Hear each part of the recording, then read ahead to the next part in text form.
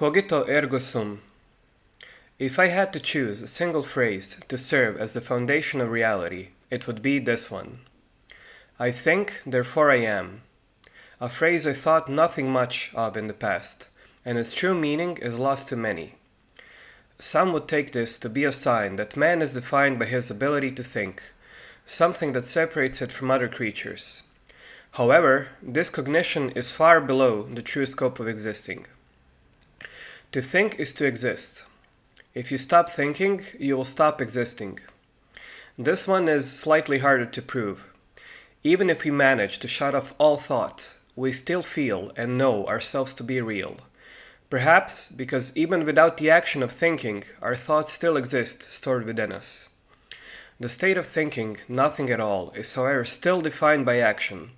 So, if we are trying our hardest to not think of anything, we are still acting by doing so. Speaking of action, let us truly make this applied philosophy by applying action to the phrase. Cogito ergo sum. My thoughts are shaping my existence. There we go. Everything about our reality is directly related to our perspective. To think is to exist within our own construct of reality. If you stop thinking, you will stop existing within this construct, and this leaves space for reconstruction. To go beyond our current selves, we must shape our perception anew. I can create my own happiness. I can create my own fortune. I can advance in every aspect of my life. I can find myself and become who I want to be. If you find yourself thinking otherwise, remember that you are making a choice. You are choosing to think in a way that binds you to your current reality. You think a certain way, and therefore you exist in a certain reality. Be very careful with what you choose to think, because these choices are the architects of your life. This is the essence of the path of the self.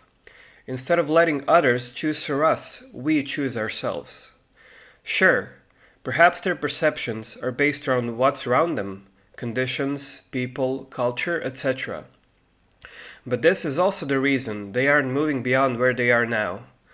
A large part of my life was spent listening to how things are, simply the way they are, and any and all attempts to go beyond this are trumped by destiny. These same people that attempted to look beyond ended up believing the same thing that they were told, that there is no way out.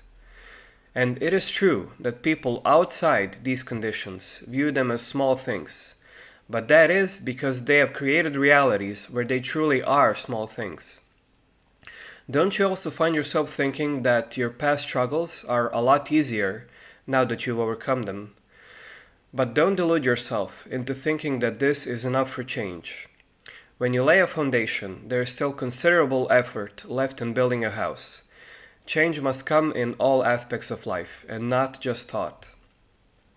But an unyielding will and a belief in oneself will always yield results, no matter how long it takes. If you don't believe that you can lift a heavy burden, you probably won't try. If you believe that you can't go beyond where you are now, why would you try? And if you know for a fact that you can't lift that burden, challenge your own perspective until you are proven wrong. I think, therefore I am. My thoughts are shaping my existence. I am the master of my own destiny.